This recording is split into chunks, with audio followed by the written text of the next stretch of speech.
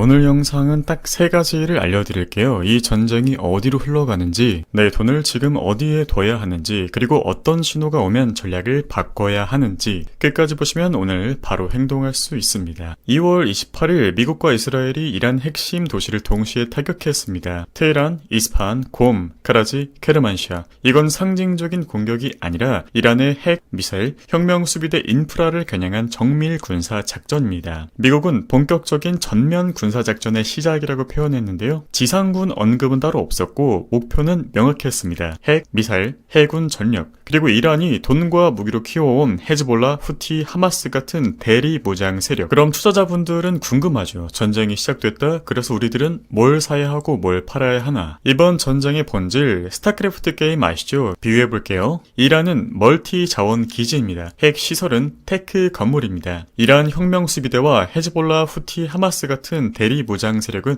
저비용 비대칭 병력입니다. 미국과 이스라엘은 본진을 점령하러 간 게 아니라 멀티를 파괴하고 테크를 끊어버리는 전략입니다. 왜냐하면 이란이라는 멀티가 무너지면 본진, 즉 중국과 러시아도 압박받기 때문이죠. 이걸 증명하는 게 바로 하메네이 사망 직후 벌어진 일입니다. 권한대행이 임명되자마자 또 제거가 됐죠. 이건 조직원을 하나씩 잡는 게 아니라 지휘계통 자체를 붕괴시키는 겁니다. 명령을 내릴 사람이 없으면 조직은 스스로 무너지죠. 이건 단순한 이란 전쟁이 아니라 지정학적 레버리지 전쟁입니다. 많은 분들이 걱정합니다. 중국이 이란을 도와주면 큰일 아닌가요? 현실은 다르죠. 3가지 이유로. 첫째, 에너지 의존. 중국은 이란산 원유를 수입하지만 동시에 사우디아랍과도 깊은 관계를 맺고 있습니다. 이란을 노골적으로 지원하면 사우디아랍과도 그리고 중동 산유국 전체와도 관계가 흔들리겠죠. 둘째, 달러 시스템. 중국은 아직 달러 결제, 스위프트, 해운보험 체계에서 완전히 자유롭지 않습니다. 이란을 군사적으로 지원하는 순간 2차 제재가 강하게 들어올 가능성이 크죠. 반도체, 첨단 기술 분야에서 이미 싸우는 중국에게는 감당하기 어려운 추가 타격이 들어갈 겁니다. 셋째, 거리 문제. 중동은 중국에게는 너무 먼 전장이죠. 항모를 보낼 기항지도 보급망도 없습니다. 미 해군과 직접 맞붙는 리스크를 중국이 감수할 이유가 없죠. 이 3가지가 중국의 발목을 잡습니다. 결론은 명확합니다. 중국의 말로는 강하게 나오겠지만 미국과 직접 충돌할 수는 없을 겁니다. 유가는 8% 급등, 금 상승, 미국 선물 마이너스 1% 수준. 그런데 여기서 굉장히 흥미로운 데이터가 하나 있죠. 미국 이스라엘 증시가 신고가를 기록했습니다. 이스라엘 대표 주가 지수가 역대 최고가를 찍었고 나스닥 같은 중소형 기업 주가 지수도 3% 넘게 상승했습니다. 이게 무슨 의미냐? 전쟁 당사국인 이스라엘 증시가 오히려 올랐다는 건데요. 시장은 이미 이 전쟁의 결말을 계산하고 있다는 겁니다. 이스라엘이 이기는 전쟁, 이스라엘 경제는 이 전쟁으로 수혜를 본다. 그 판단이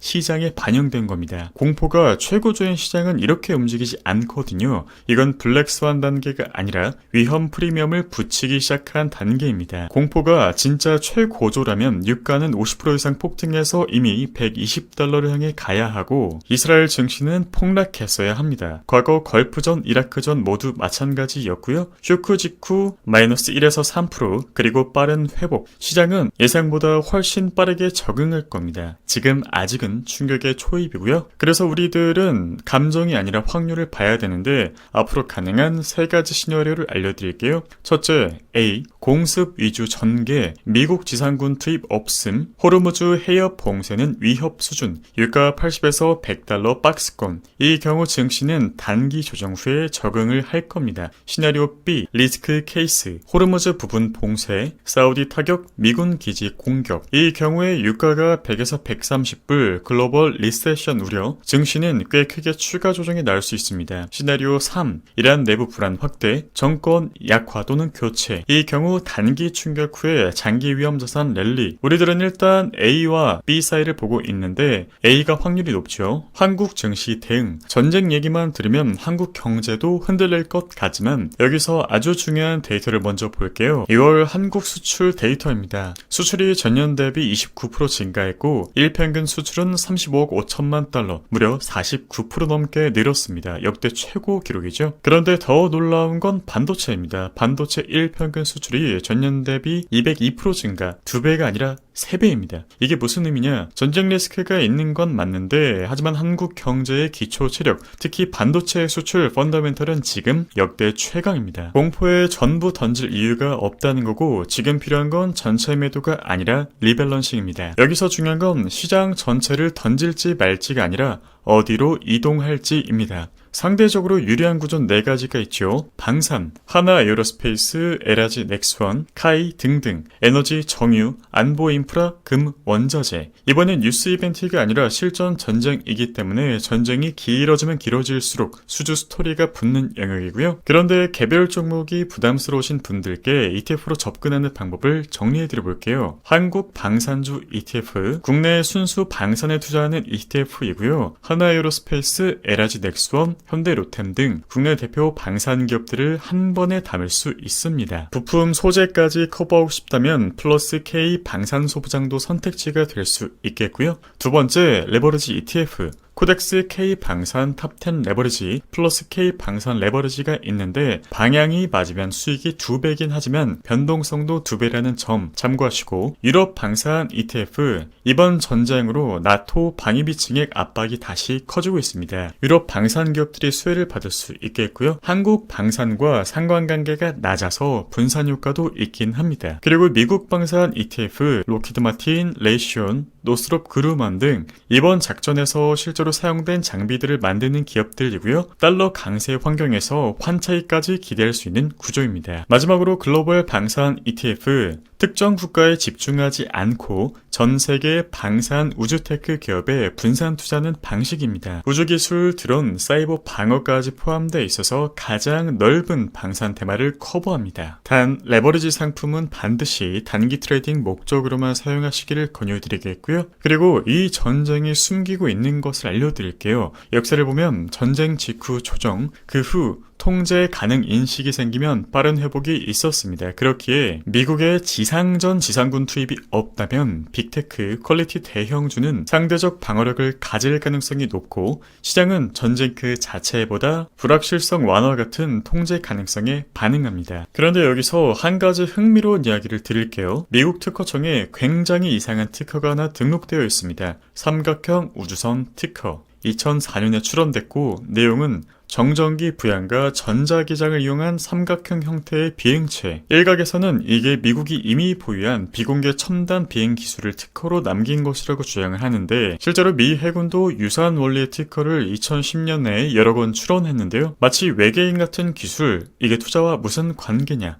미국이 이번 이란 공습에서 사용한 무기 체계 B2 스텔스 장거리 정밀 유도탄 사이버전, 이건 우리가 알고 있는 기술의 최전선인데 그런데 만약 미국이 우리가 모르는 기술까지 갖고 있다면 이 전쟁은 더욱 일방적인 게임일 수 있습니다. 그리고 그 기술들은 방산 우주 사이버 기업들의 미래의 수주와 현금 흐름으로 이어질 겁니다. 우주 테크, 드론, 극초음속, 사이버 방어. 이번 전쟁이 끝난 뒤에도 이 섹터의 구조적 성장 스토리는 계속 될 겁니다. 지금 우리가 해야 할 일, 여기서부터가 핵심입니다. 날이 좋을 때 지붕을 수리한다. 이러한 국면에서 가장 위험한 건 방향을 틀리는 게 아니라 돈을 크게 잃는 것이기 때문에 현금은 수익이 아니라 내가 선택할 수 있는 권리를 가질 수 있는 총알 같은 거 기억하시기를 바라고, 공포에 올인하지 말라는 거. 공포 뉴스는 클릭을 부르긴 하지만 수익을 주진 않습니다. 항상 확률과 기대값으로 생각해서 알려드릴게요. 3차, 섹터 리밸런싱. 1차적으로 쇼크가 온다면 비중을 던질 타이밍이 아니라 퀄리티 섹터로 이동할 타이밍일 수도 있습니다. 그러니까 모든 종목들을 던질 필요는 없고 구조적으로 현금을 조금씩 확보하면서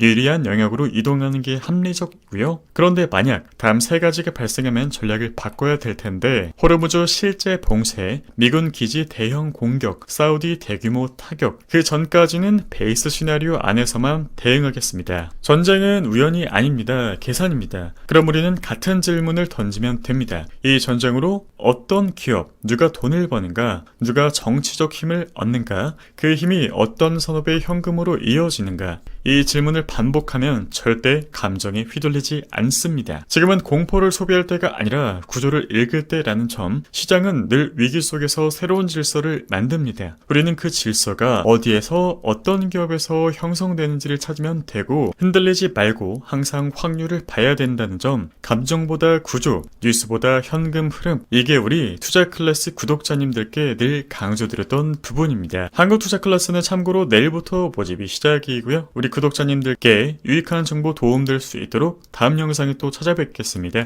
감사합니다.